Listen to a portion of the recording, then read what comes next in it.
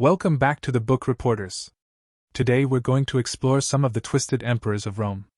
We'll examine what's real, what's fake, and what's just crazy. Be sure to check out our book reviews on some of the books mentioned in the description. One of the reasons people find the Roman Empire so fascinating is the often extreme vices attributed to its emperors. Ancient historians were experts at attributing the most brutal crimes to emperors they disapproved of. It's sometimes hard to decide how much credence to give to ancient literary sources when they are so willing to sling so much mud, but sifting probable fact from probable fiction is what historians do. For instance, in his book, Rome is Burning, Anthony Barrett clears the Emperor Nero of charges that he deliberately started the fire that burned half of Rome, or that he ordered his agents to prevent it being put out, but even he admits in this generally pro-Nero book that though he wasn't an arsonist, he almost certainly murdered his own mother.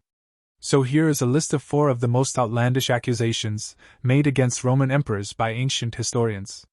Some are almost certainly true, some almost certainly false, and some a mix of both. Suetonius was a member of Emperor Hadrian's staff who is most famous today for his collection of biographies of Rome's early emperors, the 12 Caesars. Tacitus, whose Annals and Histories covers the same time period, is today more highly regarded as a historian. But Suetonius' willingness to share every extreme rumor about his subjects makes for much more salacious reading. His harrowing descriptions of the life and habits of Tiberius during his years of semi-isolation on the island of Capri paints a picture of a total monster. He describes a brutal tyrant who enjoyed watching condemned prisoners thrown from the high rocky cliffs to their deaths. A hard and brutal man whose finger strength was capable of crushing an apple or piercing a child's skull. A paranoid man who orchestrated the deaths of his own family members and executed scores of people for such minor offenses as carrying a ring with Augustus' face on it into a lavatory. Most grotesque of all, however, are his descriptions of Tiberius' sex life. Amongst the usual accusations of debauchery, he added 2 incredible claims. Supposedly, he liked to swim nude with children he called little fishes who had been trained to nibble at his genitals, and having unweaned infants suckle at his groin. How much of this can be believed is difficult to say. Tom Holland, author of Dynasty, argues that these rumors may partly reflect many Romans' distrust of public figures who, like Tiberius, refused to spend their lives on public display. That there could be no legitimate reason for an emperor to isolate himself from the city of Rome, he had to be up to no good. Therefore, rumors spread out of control. Maybe, but Jeffrey Epstein and his island might offer a counterpoint. Extremely rich and powerful people sometimes really do want privacy for nefarious purposes. Procopius is an interesting writer because he presents 2 very different versions of the same emperor. A legal advisor to the general Belisarius, he wrote 2 books that were very complementary to the Emperor Justinian. The History of the Wars, which narrated wars against the Persians, the reconquest of North Africa from the Vandals, and the campaigns to retake Italy from the Ostrogoths, and The Buildings, which discussed the grand building projects completed during Justinian's reign, including the Hagia Sophia. And then there is his Secret History, which savages not only Justinian and especially his wife Theodora, but also his former boss and the hero of the History of the Wars, the General Belisarius. In this work, Procopius reaches heights of invective not seen since Suetonius 4 centuries earlier. Her early career is described as not only an actress but a prostitute whose shows included a reenactment of the myth of Leda and the swan in which geese would eat corn from her vagina. Most improbable of all is his description of Justinian as a literal demon, with supposed eyewitnesses describing him transformed back and forth from demon to man right in full public view.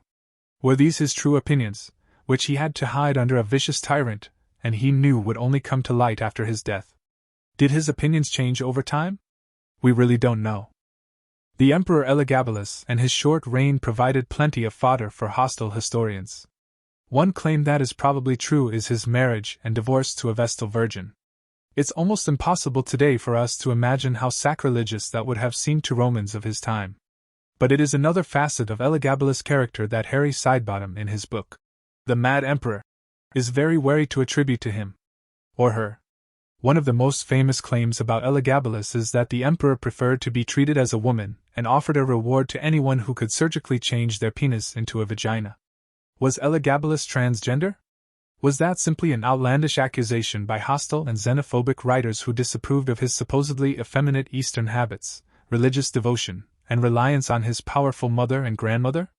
Does it even make sense to try to attach modern conceptions of sex and gender to such an alien society as ancient Rome?